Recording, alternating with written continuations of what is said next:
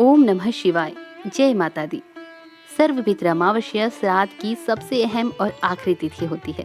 पंचांग के अनुसार आश्विन माह की अमावस्या को सर्वपित्र अमावस्या कहा जाता है। तो आज की वीडियो में पितृ विसर्जन या पितरों की विदाई सरल विधि से किस प्रकार करनी चाहिए, ये जानेंगे। दोस्तों, इस धरती पर आए हुए पितरों को याद करके उनकी विदाई की जाती है और पितरों के निमित्त श्राद्ध कर्म, तर्पण, दीपदान आदि उपाय करने से उनका आशीर्वाद प्राप्त होता है।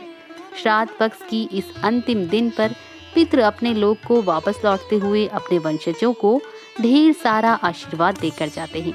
कुछ लोगों की मृत्यु की तिथि याद नहीं होती। ऐसे सभी लोग और जिनका देहांत अमावस्या के दिन हुआ होता है, उन सब का श्राद्ध पितृपक्ष की अमावस्या को करने का विधान है।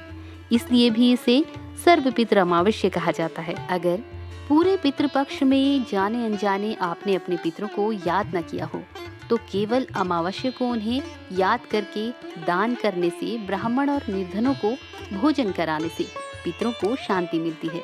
इस दिन दान करने का फल अनंत गुना होता है। तो आइए देर न करते हुए जानते हैं सर्वपित्र अमावस्या के दिन पितृ विसर्जन या पितरों की विदाई कैसे करें।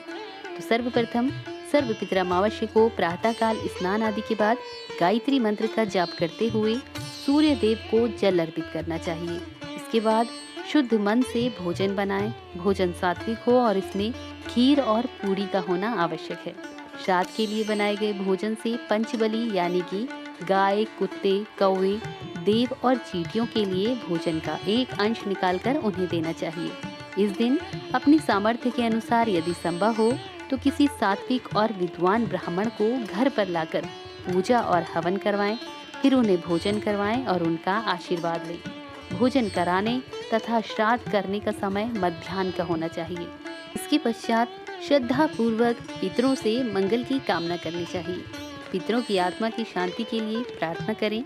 बाद में घर के सभी सदस्य एक साथ बैठकर भोजन करें। संध्या के समय अपनी क्षमता के अनुसार 2, 5 या 16 दीपक घर के बाहर प्रज्वलित करें।